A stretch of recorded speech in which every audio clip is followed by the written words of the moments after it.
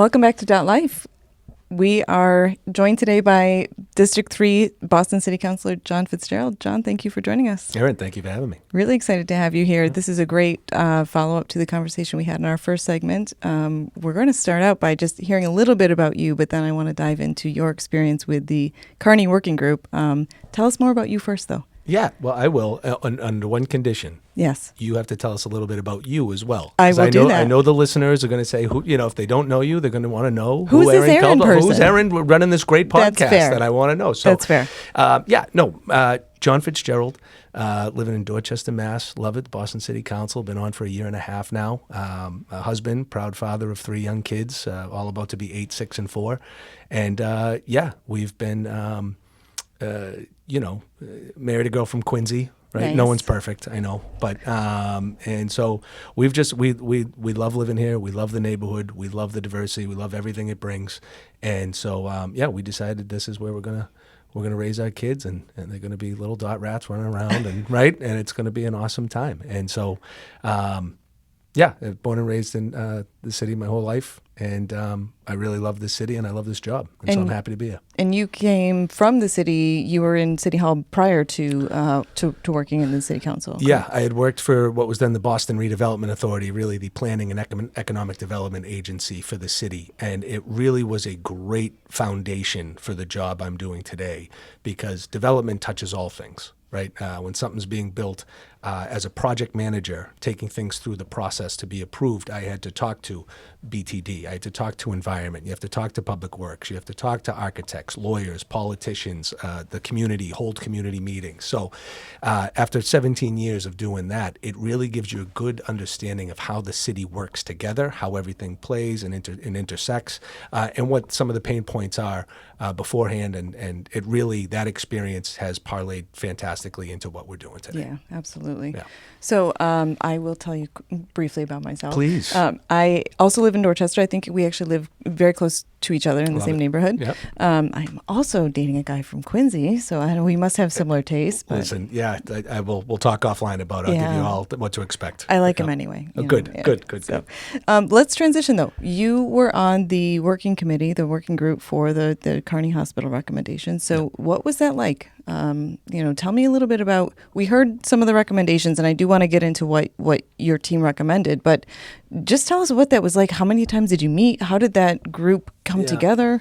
What was the experience like? And did you meet in person? Yeah. So a lot of it was, the mayor and the governor had decided to get together and sort of do this joint working group that would provide recommendations at the end of a certain amount of time about what to do with the Carney and the impacts of it closing. And so we met probably maybe 8, 9, 10 times, something like that at the end of it, right? In the course of about 6 months. Yeah.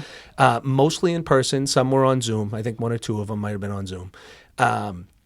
But really what it was heavy on there were the electeds and the medical field. Yep. And so it was sort of like you have the community and you have like the actual impact of the things that maybe we're not as well versed in, right? Yeah. And you had some of the community health center people talking about the impacts on them. You had some other hospitals in the surrounding area, Milton, et cetera, that were talking about even the impacts that they're seeing from the closure. So more of like the overflow impacts, or Yeah, absolutely. Just from where these folks that went to the Carney now are now seeking. Yeah. Right. Yep. And so there's not just the immediate effect of saying, okay, now I've lost where I get my health care. Right. There's other places going, hey, we are now being strained and not offering as high a level of care to our current people. And so it has these secondary and tertiary effects that are really, really straining the healthcare system. Yeah.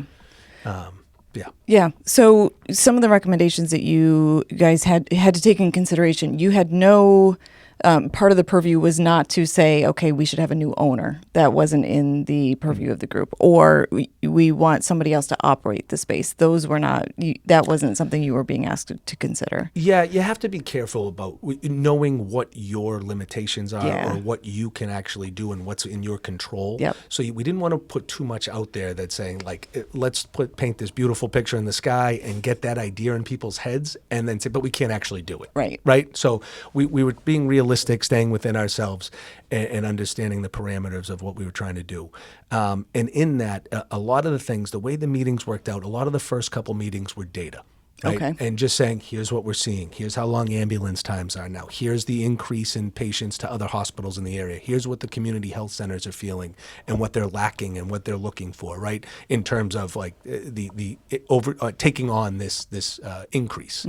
And so we had to pour through a lot of table setting in the first And couple who was meetings. presenting the data?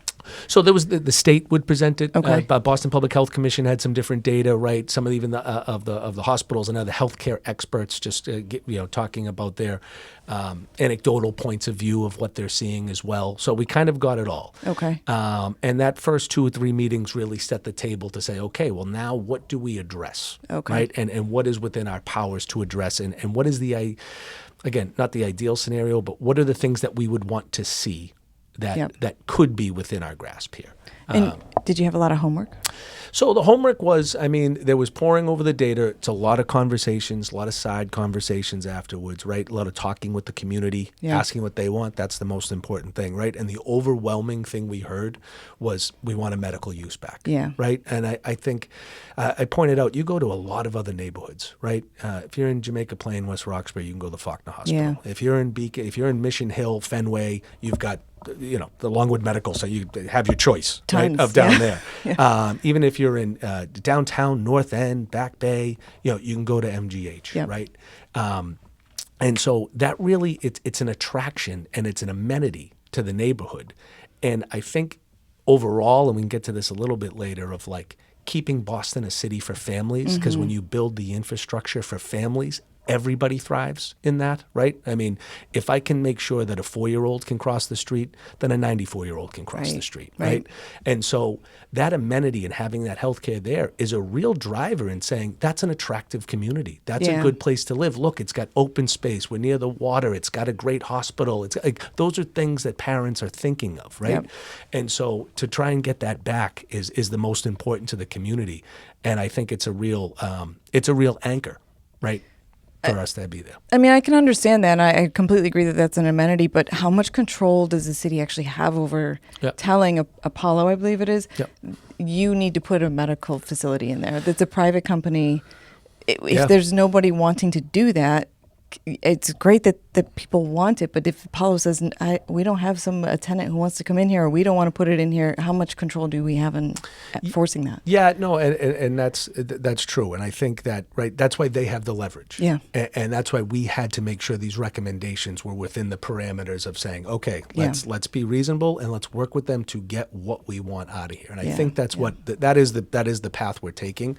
Obviously in negotiations, there's always, right, give, take, push, pull. Sure. And some things to work through. And I think we're in that process now. But I think that what we have is the zoning ability, right? The approval process, Article 80, master plans, things that have to go through the now planning department. And we will use that to the best of our ability to say, hey, look, you might think that you can propose whatever you want, but we're going to really make it a pain, right? Like it's going to be like we have some things that can make this really, really tough, right? To the point where you might even not want to start down this road. Right. So let's start from a place where we're both going to want to be on the road together. Yeah, right? We can tell you what's going to be a fun process and what's going to be a less fun process.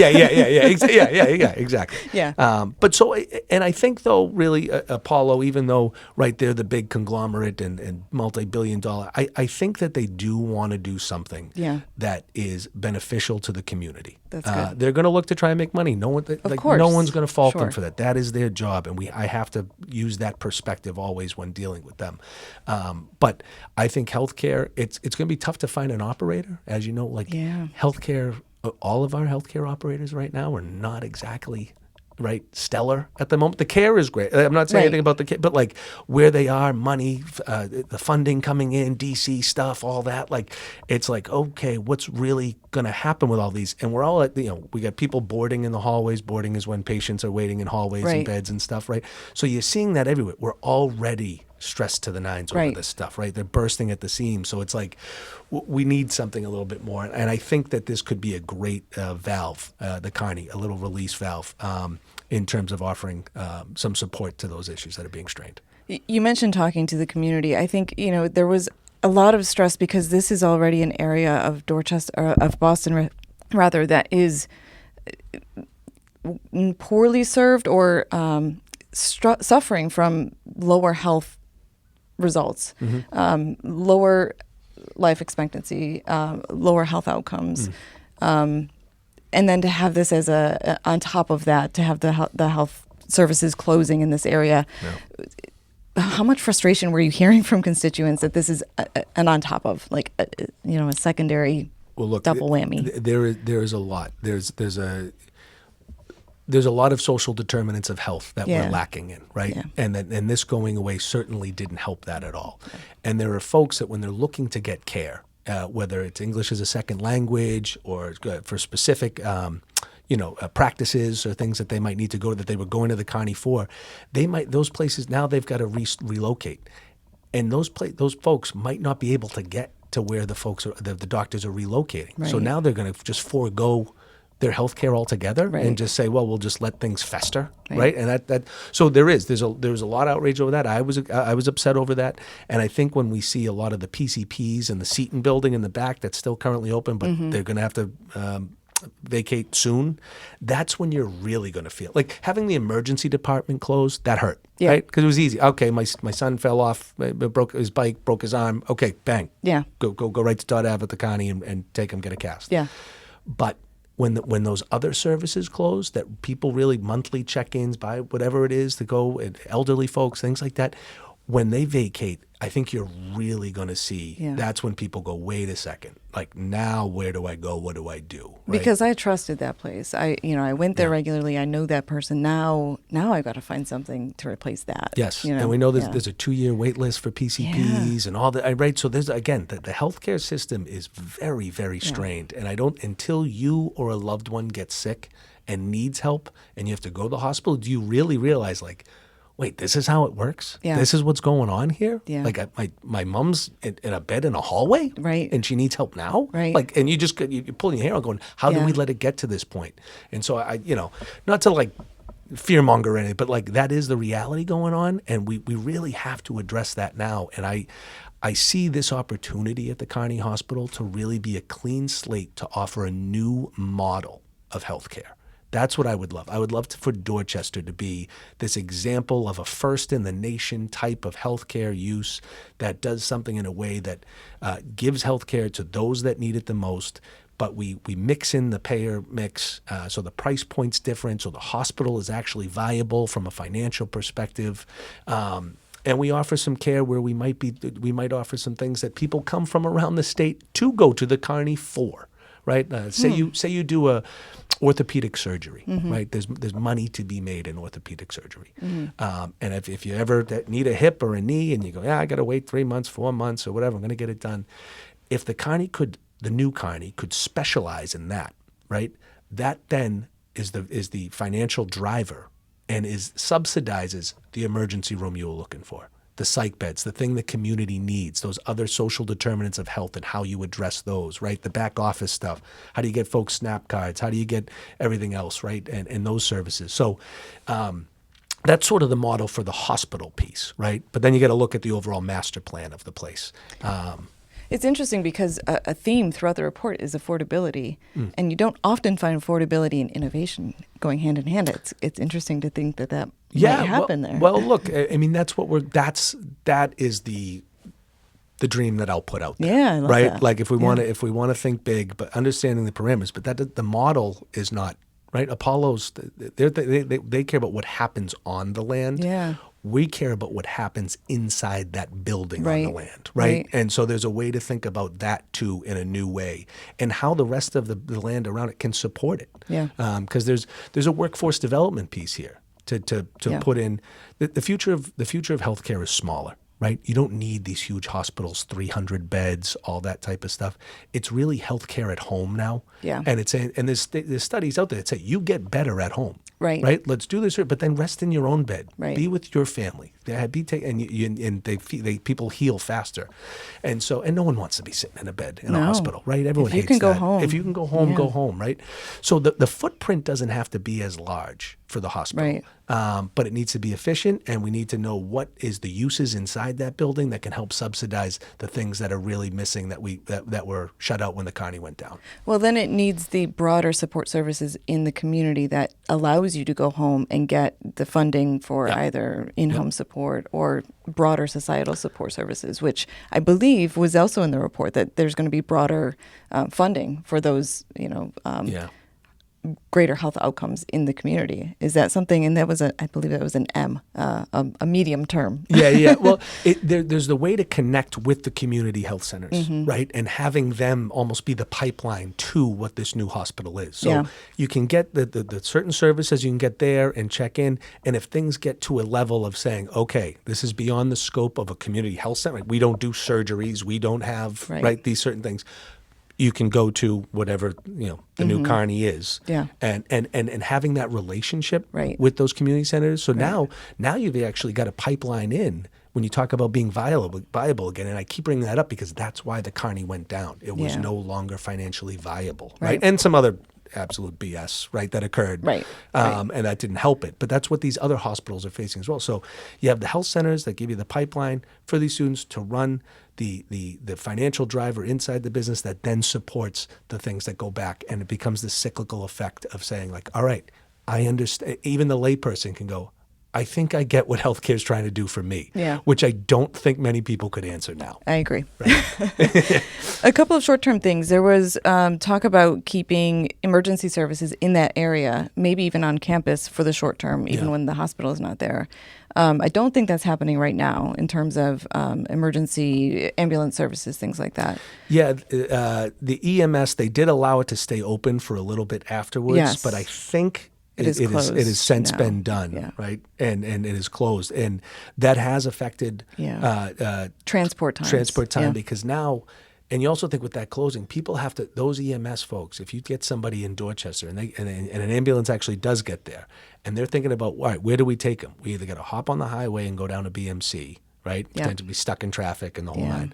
Or we got to go out to Milton now and drop there. But either way, that almost doubles the length of time that ambulance is out of service, right? And so then, okay, well now the next person's hurt and they're going, hey, sit tight, buddy, right? like we're still waiting for the other one to get dropped off at the hospital. At least the person in that ambulance is getting care while they're in transport, but it's not the same level of care as being at the facility. So there's a lot of compromise. And the transfer that even happens sometimes between the ambulance to the hospital and the paperwork that has to occur and the drop it, right? So there's like all this, there's like an hour turnaround time that you're just that's one ambulance out of rotation. And so it certainly does have a it's something I always think about if something were to happen, how fast can they get here? Right.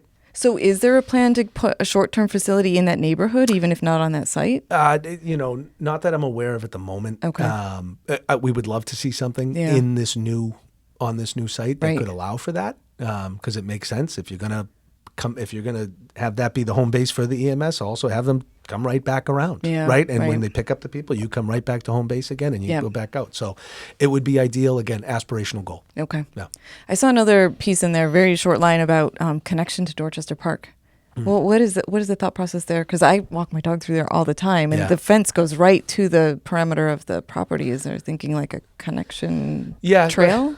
Well, I think it's helpful for folks that stay in a hospital, families that come there, right? They're stressful times, and to know that there is a beautiful park. It is beautiful, park, right? Yeah. It is. If you really get to when you walk through there in the back and the tennis courts, and you walk all the way to the other little leagues, the t-ball field on the other side, on Adams. It could be a place of refuge, solace, right? Just taking a moment. Waiting for someone to get through a surgical procedure. Exactly. Just taking a moment and saying, I need some space and time and some fresh air. So how do we activate that? And again, if you think about the rest of the land, right? We talked about a smaller footprint for healthcare, maybe a workforce development piece that accompanies that healthcare. So you could have like a nursing school or right, something that or some lab or some different type of medical use that accompanies and supports that hospital. There's probably going to be housing on the site. Okay. And it's something that I want to start putting out there because I want the neighborhood to understand that it is a 13 acre site, right? And again, if healthcare is getting smaller, that's going to there's going to be a lot of room for everything else, right? And so that's when I put my Apollo hat on and try and Yeah. think, well, what are they? They're going to want some housing, Yeah. right? That's Right. that's where they're thinking. That's where they can recoup some of the losses they've had from this project and everything like Yeah. that. And so, but it's what type of housing, how many units, right? Who's it for? What's the price point? Is it in character with the neighborhood, the surrounding neighborhood? How much traffic does it bring? You got to look into Yeah. all that. Yep. But there probably will be housing on this site. And so if you think about that in relation to the park as well, Yeah. that's a draw, Right. That's again, hey, I live next to a hospital and an open space, Yeah. and I get great small businesses that are right here too, restaurants and bars. I mean, that's a desirable place to say, this isn't a bad place to raise a family, or Definitely. not, right? Or just saying, this is a good place for me, Right. now. Yeah. Right. Yeah. No school though. Doesn't look like there's going to be a So school. there was that proposal for the EMK school. Yeah. I don't think that is the best use. Yeah. But there's a school just down the street. There's a couple of schools. I mean, Yeah. there's Yeah. Pope John Paul and others, right? So, but the other thing is, if you're gonna have to have housing, not a ton of people want to live next to a high school, right? It's a tough. Kids are loud. Well, I mean, no, but really, like that, it just sort of affects the how Yeah. viable is the housing piece now? If Right. hey, across the street, by the way, there's going to be buses coming in and out. Yeah. There's going to be kids running around afterwards. There's going to be noise. There's going to be some issues. There's a park right behind. Like, I just don't know if that was the best use of it. How do I start a petition for a Wegmans? Can I get a Wegmans going? I will take Okay. anything. Can right I now, formally right? submit there that? are Yeah. there are a lot of locations where I think a Trader Joe's, a Wegmans, a Whole Foods, Yeah. right, could fit in. I look at the Walgreens that just closed down Yeah. next to Alexander's and Staples there, right, on Gallivan. Yep. I think about the Floor and Decor on Morrissey, Right. and when it became a Floor and Decor, I said, really? How about a Wegmans? Like, that's it. Like, you've got the parking, you've got the bill. Yeah. It's built in right there. It would crush it. Yeah. But those were not decisions that we could make, and Yeah. so. But I think there's some opportunity to get a different type of a store. They in would here. crush. They would totally crush. It would again, and another draw. Yeah. Right? Another Yeah, exactly. real draw of saying this is a great neighborhood to Right. raise a family in. Right. Yeah. Just last question on this one. What's the next timing? What are we looking at in terms of next steps? Yeah, we're going to have to meet again as Okay. a group, right? I think there's going to have to be some, recommendations are out. People have had time to digest. Other things, conversations have developed and progressed at some points with internally, externally. And how do we get back together, meet, and say, all right, now what point are we at? What's become more realistic? What do people see as viable uses, options? And of course, the conversations with Apollo are huge. Right? Yeah, right. Again, and just making sure, what are you guys thinking? How can we be helpful? Let's make this a team project, not a looking at each other with weary eyes, because you never, but you have to, right? You got to keep your left hand high a little bit. And Have they been receptive so far? Yeah, I think so. Good. I know with me personally, yes. Good. Right. I've had great open communication with them, and It's got to be in their interest to have positive conversations with the city. And no, absolutely. Yeah. Absolutely. And again, I think there is a real win for both sides here, where we can say, look, there's a way to maybe put some housing, which is the number one need in this, right? The number one issue in the city right now is housing. So it's going to be hard not to address that. Right. And then this healthcare desert that we have and who it serves, right? Yeah. The most diverse community in the entire city, District 3, I feel anyways, right? The most diverse. And so how are you going to leave that group or that diversity out of this conversation and not address that this day and age? Yeah. Right. Yeah. We had Shawnee Fletcher on last week from Grow Boston, and definitely some, keep in mind, like beekeeping or some green space, some urban agriculture component, rooftop farm. I think there's an open space component Yeah. to the Carney site that leads you to the park. Yeah, Because, right, definitely. the park doesn't have that. We're here. We're this great park, right? It's just sort of like, hey, there's a couple of stone steps right there, and if you and go then you on, get right, there, you're like, wow, this is a cool park. Yeah, exactly. So like there could be something that invites people in more to that. And I think that's great for the hospital and the housing, because Definitely. people go, I know that hospital. I trust that. I've been there. I go there for this, and I go there to walk by in the park, and I see the good work they do. And when I get sick or when I get hurt, that's where I'm going to go. Oh, and hey, this hospital is way better than it used to be. And right? yes, and of course, we need a little bit of rebranding. Yeah. We need a rebranding, and we need to find a niche where we say, this is what we're good at now, and this is what we do, and it brings in people from not just the neighborhood, but from all over to get one service, and that service subsidizes the things that the neighborhood Absolutely. needs. Right? Yeah, that's great. Well, thank you for your work on this. Really appreciate No, I love it. I am gung ho on the Carney. Like I am all about it. The deep dive. And It's really important. I really want to see this happen. Yeah. Yeah, awesome. Let's talk a little bit more about the other work you're doing. You are a year and a half into your first term. Yeah. And you've had a lot of things that you had as a focus when you were running for this office. So let's check in on some of those priorities. Sure. I know one of them was public safety. Yeah. Any updates there on Sure. those priorities? Yeah. Well, when we talk about public safety, there's a couple of ways to talk about. One issue was Mass and Cass, right? Yep. Especially in the south end portion of the district that I represent. It is the number one issue. It's the number two issue. It's the number three issue, Yeah. right? If you talk to the folks in the south end, and rightfully so. Yeah. Right. Their quality of life is suffering dramatically. Yeah. And so there's this balance of, yes, we have empathy for the folks that are down there. We want to help them. We want to get them housing. We want to get them clean. You want to get them sober. But there is a quality of life impact that is almost, I think, unfairly burdened on those that are saying, hey, I'm just trying to here contribute to society, pay my taxes, raise my family, walk my kids to school, and this is what I have to see and deal with every day. Yeah. And I'm sympathetic to that as well. Right. Because I know, like, if that was happening outside my own home, that I would go I'd be apoplectic. Yeah, right? right. And these people are. And so I put that frame of mind on when I address this situation.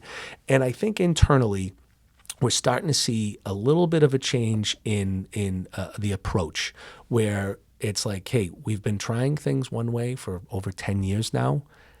It hasn't really worked. We've gotten people help. Some numbers have gone down, and that's great, right? And the disbursement helped of that specific area, but we're seeing a lot of the little fires pop up It's all kind of throughout the up neighborhood. and down, right? It doesn't- Yeah, the weather's back, so we're going to see a lot Right. more action back. But now, I mean, you've got Edward Everett Square, Andrew Square, Upham's, the Nubian Square. Mm-hmm. It's sort of like all of a sudden there's more calls coming from those areas saying, hey, well, now folks have migrated over here, Yeah. right? And so they're further into the community. And so while the numbers may have gone down, the impact from a perception-wise seems to have increased because Okay. people are seeing it more and closer to their home. Yeah.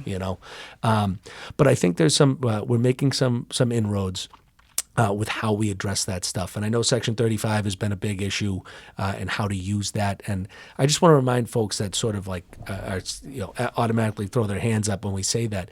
It isn't a tool where you would use and just go around and start bashing everyone over the head with Section 35 and arrest your way out of the problem. That's not going to solve Yeah, it, right? right. And I don't agree with that either.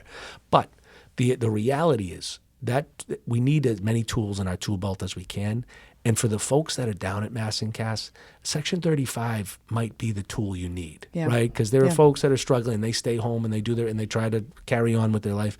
But if you're down there, that means you've said no to a lot of other help in your life, Right. And okay, so what are we really going to do now, right? But there's other methods too that I think can help. And I think the court system is a big partner in this, where we can't just say, like, look, if they're doing illegal things, we can't just turn that eye to them or let them go back out, right? If there's this congregate use and public use in front of people and children, like, that's breaking the law. And we have to start to enforce that a little bit higher. So it's partnering with our judicial system, I think, is going to be a big thing. And I know BPD is always working, overstressed, overburdened, because there's a lot of calls coming in.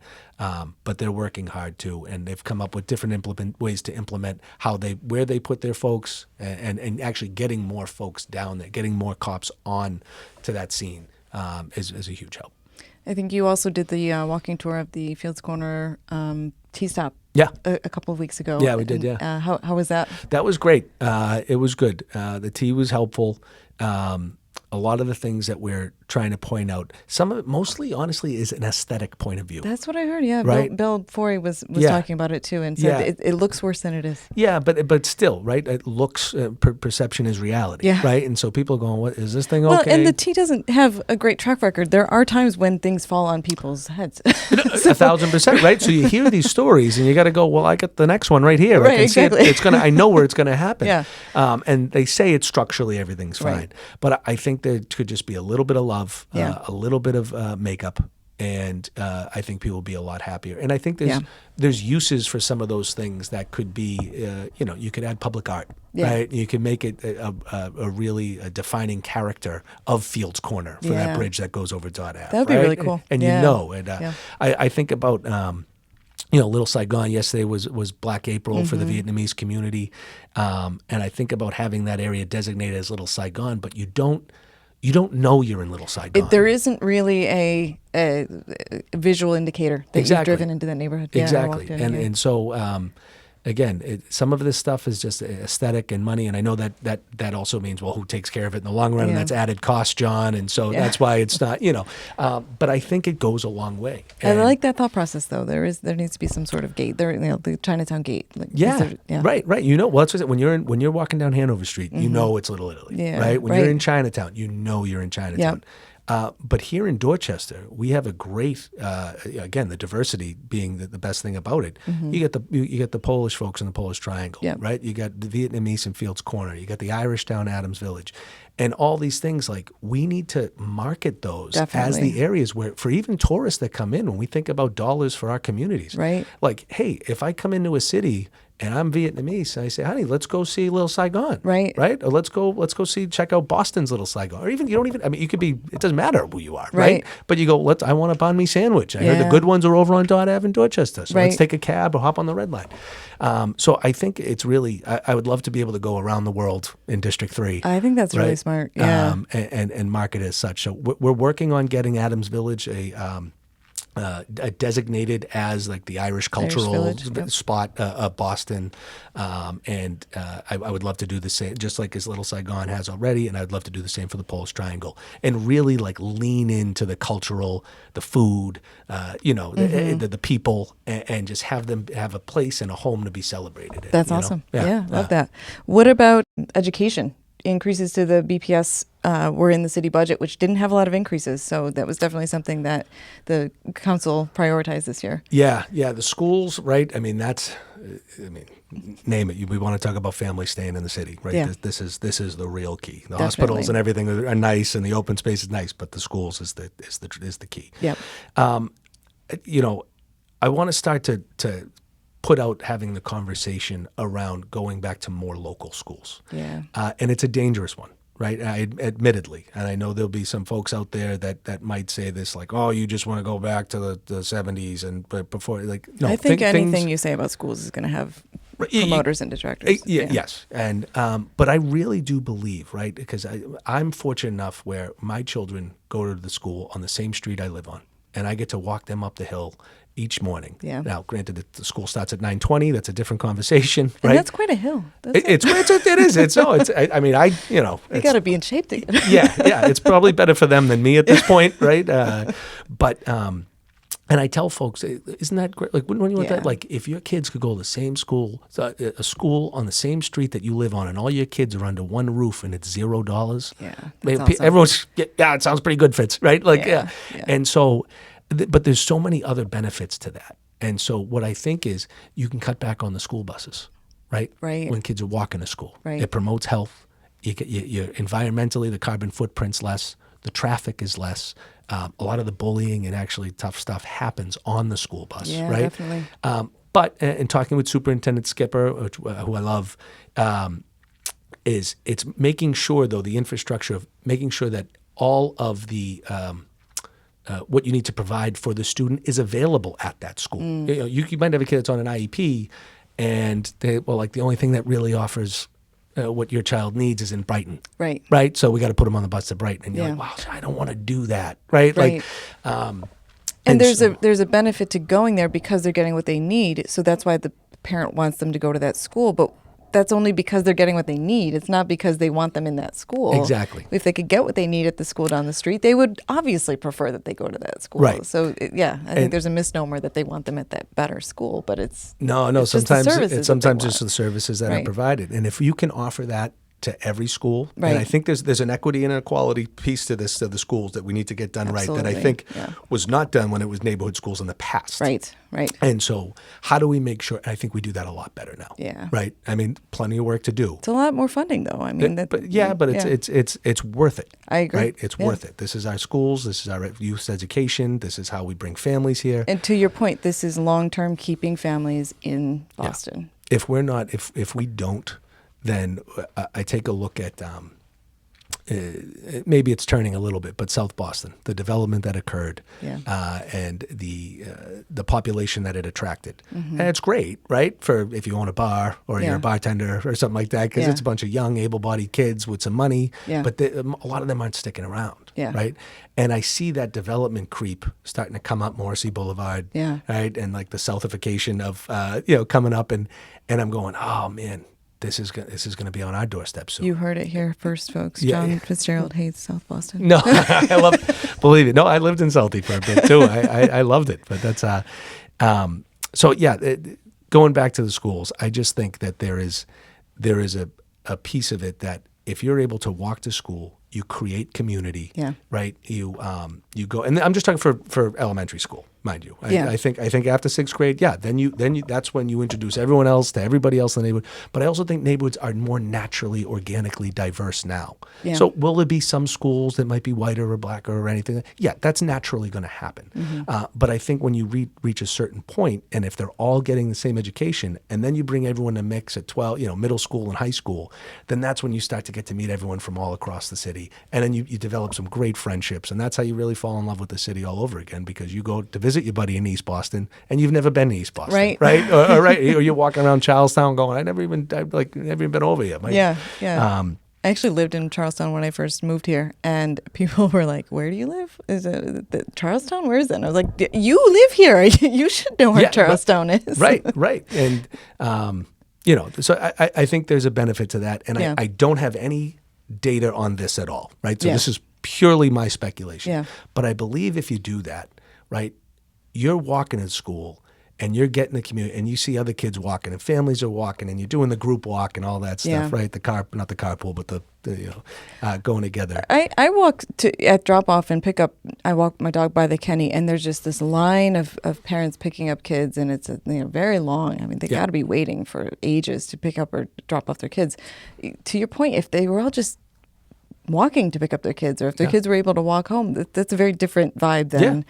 Well, look, what you can do there is say you cut the bus budget in half. Yeah. Right. It's about $190 million right now. Wow. And because of the buses and the amount of buses, we have to stagger school starts so that there can be the first wave of buses and then they go back out and do the second round for the later starting school times. Okay. Right. That's why the Kenny starts at 9:20. Right, and which doesn't help me, right? People are like, "Can you be at this breakfast at 8:30?" I'm like, I really can't, because otherwise my kids are gonna be home alone, right? And so, if you can do that, you're saving. Cut that in half, cut 180 in half, and then you put that money back into the schools, infrastructure, to pay paras, to pay teachers and principals to attract the best and make sure they have everything they need. That's a lot of money that can go back into the schools and make the improvements that they always say that they're, teachers saying we're sort of struggling here and we're not really being supported, even with having one of the biggest school budgets in the country. Yeah. But I think a lot of that comes from the bus. So, and I also think that crime actually goes down.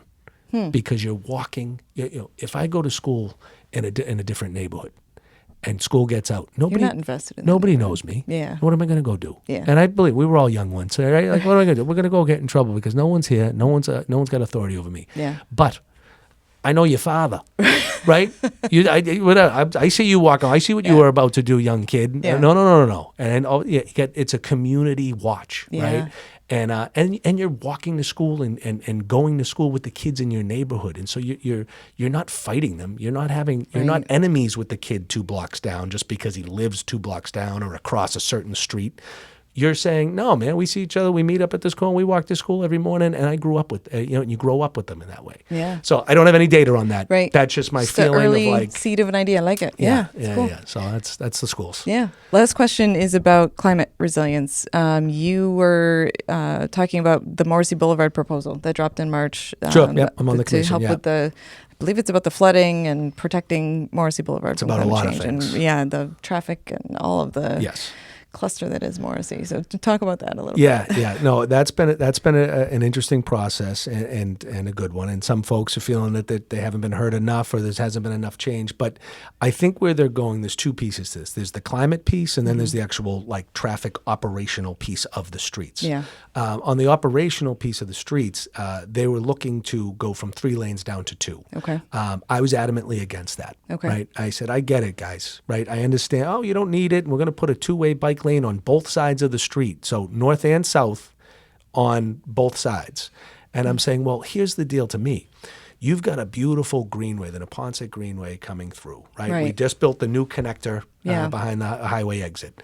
And if you're going to do this resiliency piece with the berm and you're going to have a walking path on it, why not make that the walk-bike path? Yeah. Right? And so if I could go to anyone, and I do the Pan Mass Challenge every year. I'm up for year 12 right now. We've raised over $2 million for Team Fitz. It's in the name of my father. He passed away from cancer back in 2007.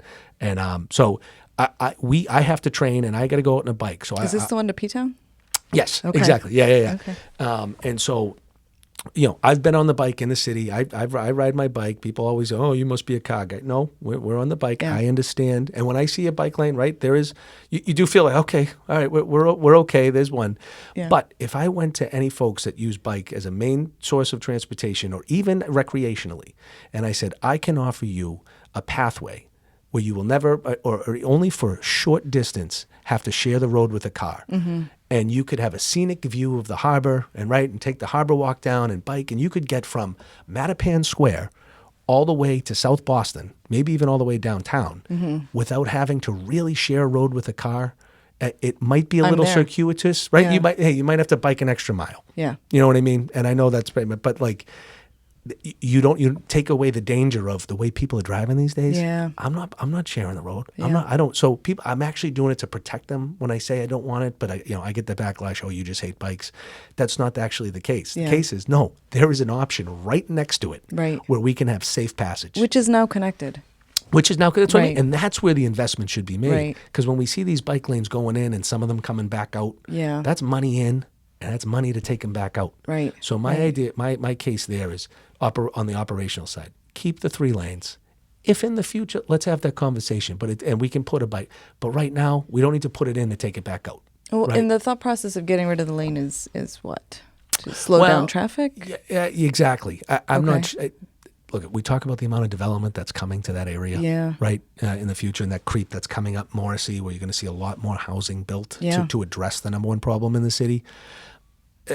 I understand the concept of it's not like add in 4th lane, then you'll just be into traffic jam 10 years later with 4 lanes, right? Yeah, right, It's not a right. build that they will come. But let's just make sure it's right sized. It's a lot easier to just keep it as it is and go backwards in the future or add on in the future. But it's a lot harder to just say, all right, we're getting rid of one, and then we realize, oh, we need to put it back. Oh, yeah, but how are you going to do that now? Right? I mean, we both agree Morrissey needs addressing. Yeah. I'm not sure what the answers are, but it is a dicey street Yeah. for sure. Yeah, no, for I know. walking, for driving, it's Yeah, there's not going to great. be what's great about this too is I think they're doing a good job, and we'll always push to do better. Is on the east-west connections, Okay. Of connecting the neighborhood to the waterfront, Yeah, right? Because yeah. Morrissey sort of acts as that buffer, 100%, and yeah. it's like, wow, I'd love to get across. There's but an like you ocean said- over there? Yeah, right. And so there's a lot better east-west connections. I think the signalization and timing has to improve to Yeah. keep the traffic flow going, and then of course Kosciuszko Circle is the that's the key to Yes. everything, Yeah, right? absolutely. I don't know. I told the guys and women that are on the team there, I said, the good news is, guys, you can't screw it up any more than this, right? Like it can only be improved. Yeah. Right. So Yeah. like, just do something, Oh, and we'll man. be happy. But hopefully, let's make sure we do it the right way. And what is the next step for that project? For the Kosciuszko Circle, they just started. So that one is actually, they took that out because of the complexity of it, Okay. and they did a separate study on it. And So the diverging diamond. Yes. proposal? I was telling you're going to say diverging diamond more than you ever thought you would in your life, right? But yes, they've got a couple of options Okay. there. And we encourage folks to weigh in. I think the comment period for that is still open. Okay. So if you can check it out online, or if you went to the public meeting, please, folks, make sure that, to tell them what you like. There was about 2 options for each part, the rotary itself, and then underneath the bridge and and how that Okay. intersection works with the exit ramps. And that is on boston.gov. That would be, I think that would probably be under the mass.gov, under the Mass.gov. transportation. Yeah, Okay. MassDOT is running that process. Awesome. Okay. Yeah. Where can people find you in the next few months? Are you going to be around? Next few weeks, rather. Yeah. No, always around. You are always around. Yeah, I try to. I mean, it's being out in the neighborhood, walking the streets, right? Eating at the local joints. It's what you, right? That's why you choose a neighborhood you live in, That's because right. you love to do that type of stuff. You are attracted to those things. But we got re-election season, Yeah. right? So coming up on that, and so we'll be out there for sure. I got some signatures to collect now just to make sure we're on the ballot. And if anyone wants to help or volunteer or do any of that stuff, please get in touch. You just reach out to my office. It's easy to find us. You just go to boston.gov, type in John FitzGerald, City Councilor, and all the information will come up. And in the next, and we got budget right now. So Sounds fun. Yeah, it's a process, and we know that the outlook is, it's harder, right? Yeah. And there's going to be a little bit of or a lot of bit of a fiscal cliff ahead of us. So Definitely, we yeah. really have to prioritize as a city. Everyone wants to do all good things. Everyone has great ideas, Yeah. right? Yeah, I'd love to support that. I'd love to support that. That sounds like a great idea. But at the end of the day, I got to remember we're a city government, and we are supposed to provide basic city services. Yeah. And when you talk about what you want to prioritize, there's a lot of things that we could help in, but at the end of the day, we have to make sure the streets are paved, potholes filled, sidewalks are safe, right? Schools are good. It's really prioritizing those. And so it's going to be a struggle, right? Because everyone Yeah. has different ideas of what the priority are, but I go back to city services, and it's what our office does. Amanda Curley, my chief of staff, is here with us, and she does an unbelievable job of getting back to people, responding and fixing, really, Yeah. some of their concerns, whether it's, hey, I got a down street sign and, it hasn't been up for months, and we were able to get it up the next day. And people say, how'd you do that? It's like, well, when you work in the city for this long, as me and my staff have, in the building specifically, you develop these You know how to get stuff done. relationships. Yeah. You know what I mean? And Yeah. it's really been helpful. Last question. Go ahead. Where specifically are people likely to find you? What's your go-to food place? So look, if I got to give a shout out to one place, and I do it because it's in a part of the Dot Ave that typically isn't associated, right? When you think of like the Fields Corner, the Savin Hill part, the Adamville, but Via Canuccia is just like, Oh, yes. my God, It's fantastic. It's one of the most phenomenal, Yeah. not just Italian restaurants, most phenomenal restaurants. Yeah. Food tasting. They got a Stefan New York there. Times shout out. That's why, Yeah. it's, I mean, and it's So good. and it's next, and it's in the St. Mark's neighborhood of Dorchester. Yeah. Right. With And this little tiny, and a like, little tiny place. overlookable That's what I mean. storefront. Yeah. So Good shout. I want to get them. When you have a place like that, you have to celebrate that. Absolutely. Right. And so I've talked to them about signage and about what, Yeah. guys, we need to. No, don't. I want to be able to get a table. Well, listen, very good point. But right, we can't be selfish. That's true. Aaron, we That's can't be fair. selfish. We got to share Via Canuccia with the world. But there's suppose. so many great places. That's really, true. right? Like, I mean, Green Hills is my kitchen. You know what I mean? Yeah. And just living down in that in the Adams Village area, I shout out to all those places: Blasi's, Molinari's, Chubb's. All right. You did a better job than Lucy's. most people of picking one, but here we go. Now you're picking them all. So. No, you're right. You're right. No, but I'll stick with Via Canuccia. I love will it. I tried love and it. true. There's no better tasting Italian food in this. I'd put them up against any other neighborhood. I agree. Right. I think they blow the North End out of the water, Yeah. to be honest with you. Yeah. That's so we'll start that fight. We just started that fight. Great. So you've started a fight with Southie and the North End in this It pod. sounds like I'm in high school. I again. love it. Yeah, Yeah. absolutely. Great. John, great to have you, Councilor FitzGerald. Thank you for very coming. much, Erin, and thank you for doing this. This is awesome for the Yeah. neighborhood. Thank you. All right.